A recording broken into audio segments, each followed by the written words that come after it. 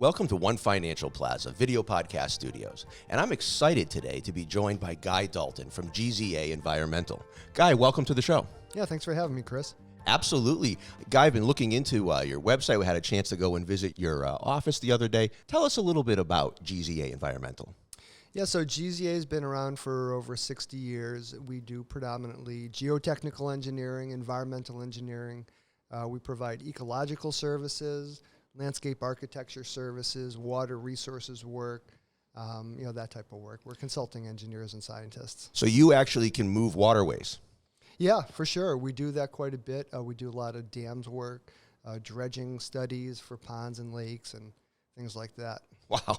What type of, so you must partner with many different type of contractors and vendors to get this type of work done. Are you kind of like a one-stop shop for this environmental and geo work?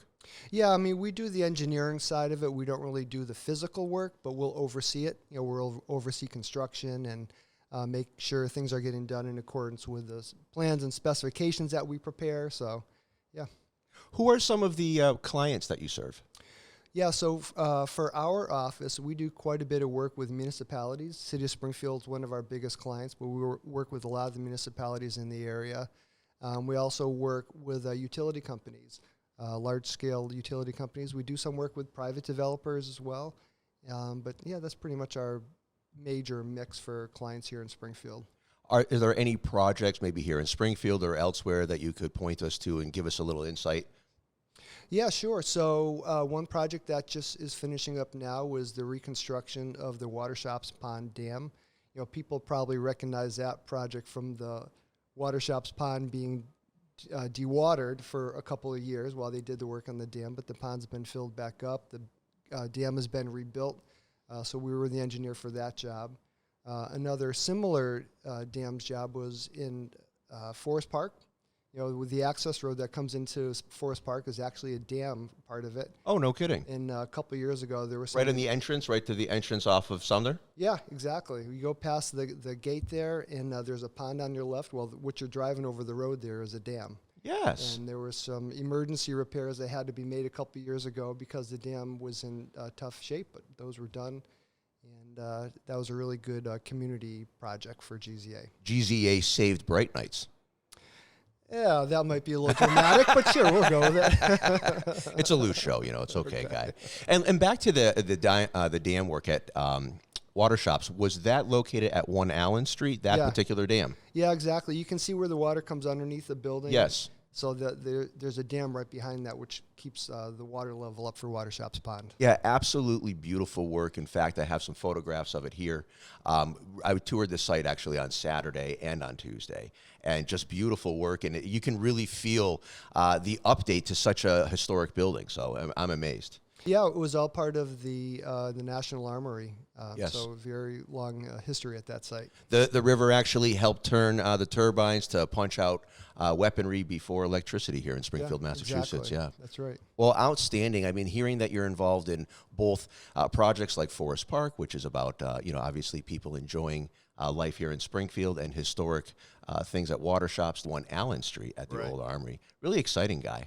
Yeah, another big project that we're working on now for the city is redeveloping a number of the playgrounds at a bunch of the city elementary schools. Okay. So I think there's 26 schools that are getting new playgrounds, and we're doing the design for those. So it's a long-term project for us over the next couple of years to have it designed and constructed. So all of the playground from, surface to, what would they call them, features, if you will? Mm-hmm. You're doing all the design, things for special needs, so all access, everybody can enjoy the playground? Yeah, we have landscape architects that work with the city, and our site civil engineers work with the city as well. So it's making sure that everything is ADA compliant and accessible, and we work with the schools. The principals have a lot of input on what they want their playgrounds to look like. So that's kind of working with everybody to get the design where it needs to be and making sure it meets all of the requirements and regulations. The playgrounds today are absolutely beautiful. And it's not like when you and I grew up where it was just the steel monkey bars and the death slides there that you burn yourself. Spun around, yeah, everyone flying off the end of it. No, none of those at your parks. No, not at all.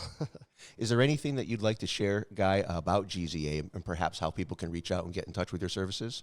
Yeah, I think one other thing that is kind of a recent development for us is we have combined services with our Syracuse, New York office, which is doing predominantly ecological work in upstate New York. So we're kind of working together as a team. We do a lot of that same work here in Springfield, so it was a really good match. But as far as getting in touch with us, it's easy to reach out through our website. All of our emails address our first name dot last name at gza.com. If you go on the website, you can get the number to our office as well. So we're very easy to get a hold of. Do you have any social media, Facebook or anything like that? We can, of course, we'll share here on the screen. Yeah, of course. We've got Facebook presence. We have LinkedIn presence.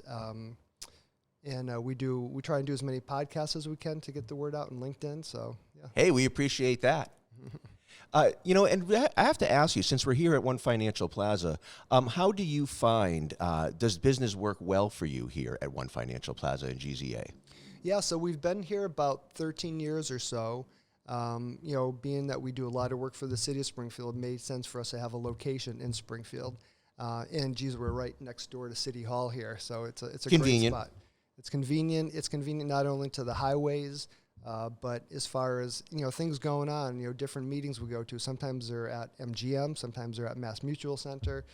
So it's nice to be close to those venues, and it's really nice to be in an area where there's a lot of restaurants and coffee and things to do, after work. So it's a very convenient location. And again, getting on and off the highway is convenient for people we have come visiting us too. If we feel the same way. We have to go to New York a lot and Boston, and it's easy on, easy off, and it's nice to be able to be centrally located. And still, we live close by too, so we're only about 10 minutes away from our house here, so it always makes sense. Yeah. You had mentioned, I wanted to circle back. So you have a presence not just here in Springfield. So you're also in Syracuse. You cover this broad of a region. Yeah, well, GZA's got, I think, 32 offices. So it's a large company. We go all the way out to Arizona now, New Mexico. A lot of offices in the Northeast, and we're kind of joined at the hip with our Syracuse office. Excellent. Well, I'm happy that you're here. Being here at One Financial Plaza, I don't know if we're joined at the hip, but at least we'll see each other for coffee at Plaza once in a while. Excellent. Yeah, I'll look for you. Guy, thank you so much for spending some time with us here. Really appreciated getting to know a little bit about GZA Environmental. Yeah, nice talking with you. Pleasure.